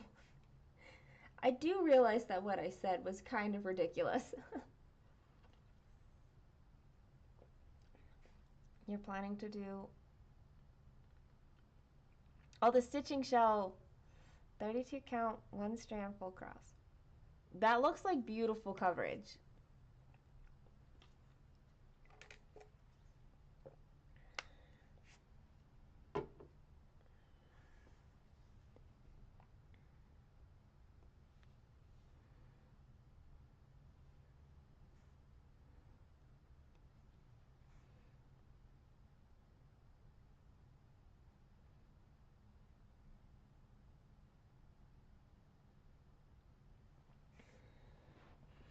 Yes, it's 25 count for the map. Okay, good. Good. I remembered it correctly. So I have no extra 28 count right now and must acquire some. That's all. That's what I'm hearing right now. The fabric I have for stitching shelf is 32 count, but would only have about 1.5 inch margin. Debating on getting a bigger size or risking it. Oh, I would say that you're probably fine with that margin. So long as you know that it's consistent all the way around, because if you needed to for framing purposes, or even like Q-snap or scroll rod purposes, whatever it is you use, you can sew extra fabric on around the outside to give yourself more margin. So long as you actually get, you know, that 1.5 inch margin, I would say that you're going to be fine. I would just worry if it was crookedly cut. If it's cut crooked, then I would make sure that that margin would be correct all the way around.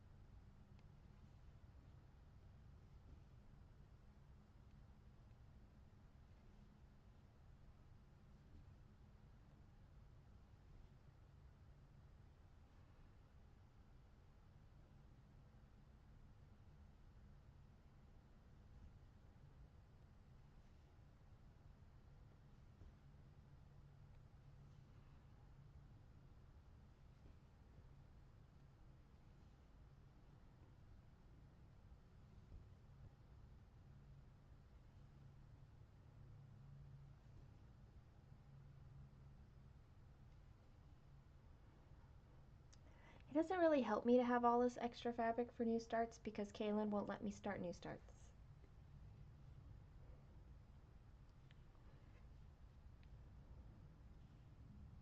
I say that very lovingly. And so does she.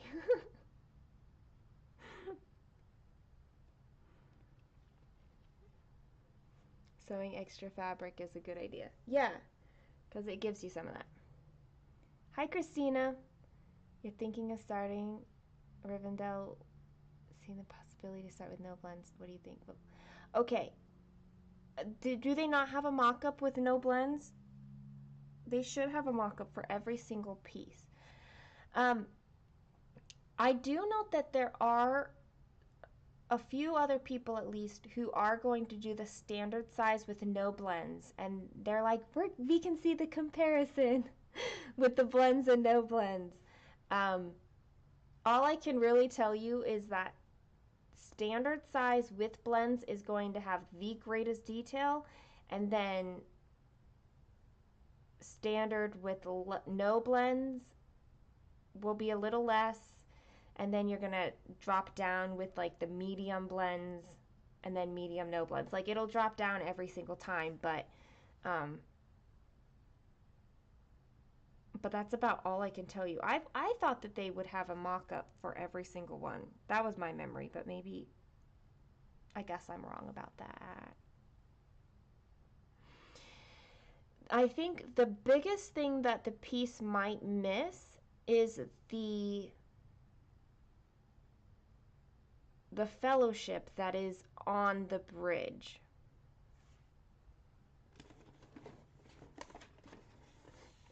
I should just permanently have these out because I feel like I show this every... This right here, this is the smallest bit of detail. And so I feel like if you really, really, really wanted to make sure that they were in your picture, they are very small. But if you really wanted to see them in your picture, then you'd want to go with the blends. Otherwise, I think you'd still be able to tell that they were there. But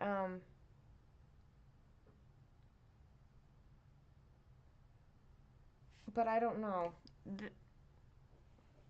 When I look at detail, like that's what I'm looking at, is what's the smallest piece in it, and or the smallest detail. Okay, let's see if... No, I don't still have it up from earlier.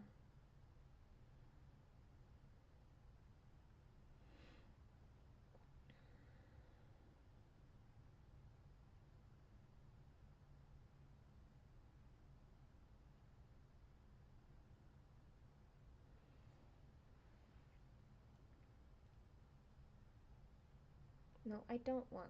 I didn't say that I wanted that. I said I wanted this pattern. Thank you.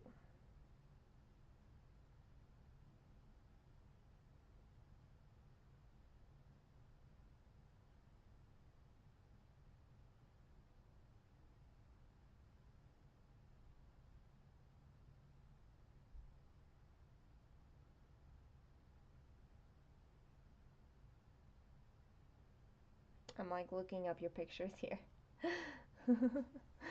You're doing no new starts this year only because you've got so many whips. Your parade was way longer than you wanted it to be, but I loved using the rainbow band sampler you're doing. It's so pretty as oh, you can't like really see it because of the light pad, but it is such a beautiful one. I love it.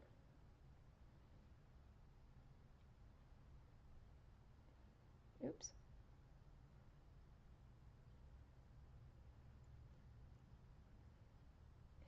I will say, okay, so if I look at the colors, the blended color pattern has 200 total colors. 120 solids and 80 blends. The solid colors have 138 colors, and those are obviously all solid. So the difference in colors is like 62 different. So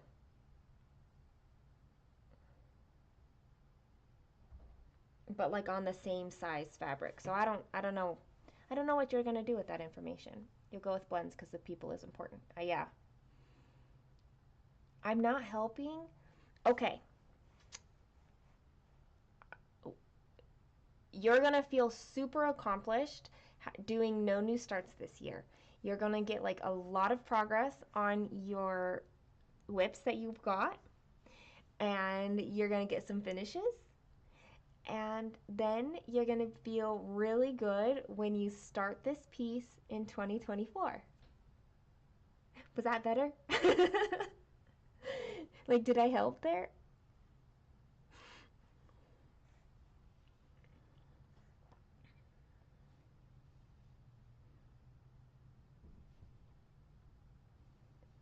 Hi.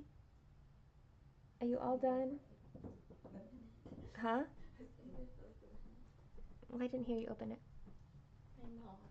I thought it was funny how you were telling someone that you'll feel so accomplished with no new starts, yet you want to start like hollow things. I don't want to start. Well, I do. She's making fun of me right now, guys. Yep. Hey, she's doing no new starts this year, and she told me I wasn't helping, so I was being helpful. Yes. Hi, Rainy. Am I enabling people? No, I'm encouraging Danielle in her no new starts.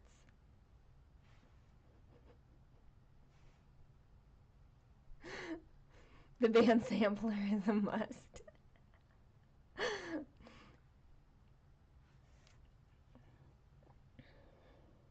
I am only helping people reach whatever goals it is that they're wanting to do. Yeah, you should follow their example. You know how some people want to start lots of things? Should I follow their example too? Specifically start her. Specifically, I should specifically follow Danielle's example, but nobody else's. Yes. I see. Danielle, you passed Kaylin's okay test. There's a lot of backlight now because of where the sun is coming in, so like I became super, super dark. Now the key rule is follow what Danielle does and follow what Alara says. Oh, Alara's not on here. She can't hear you tell me that. Because Alara will totally tell me to start something. Yeah, that's why I'm glad she's not on here.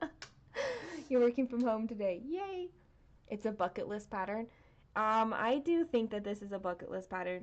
This one, and I want to do both of them. I want to do this one, and then after this one, I'll do the rainbow band sampler, and I'll do them both on like this same fabric so that it's all like matchy and amazing. I love the specialty stitches on it. Like they're so good.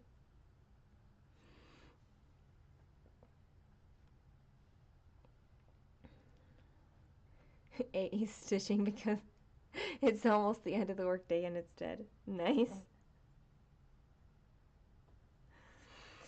If you're here, that means you're ready to do something. Are you telling me? Yeah. It's time for me to stop streaming. Is that what? Yeah. Is that what this is? Yeah. But I didn't finish my butterflies. So about to say that you should have stitched faster, I but that should. would be mean. So rude, Caitlin.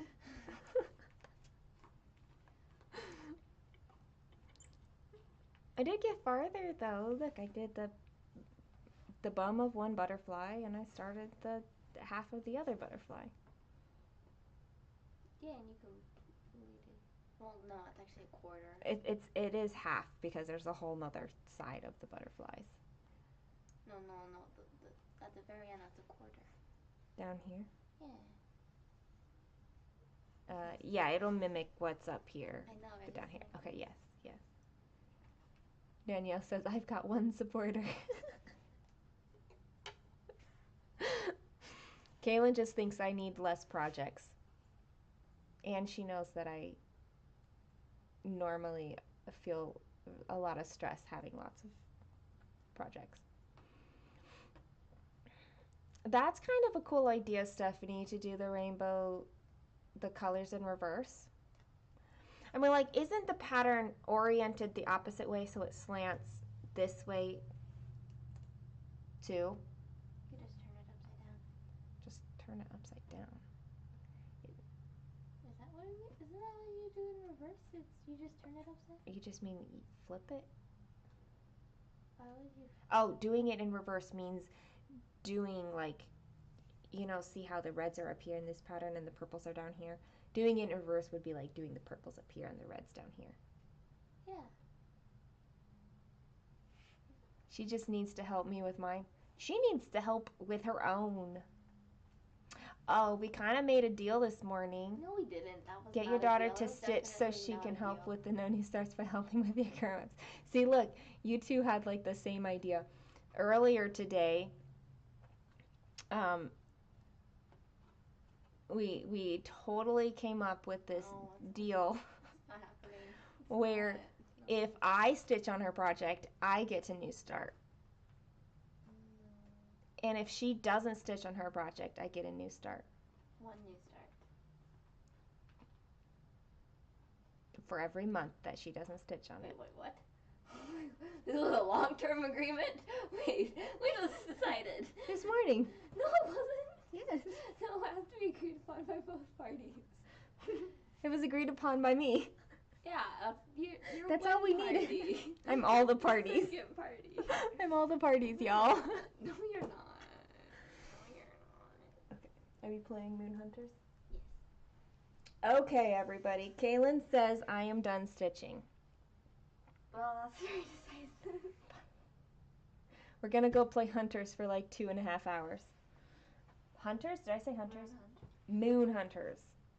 It's a Switch game.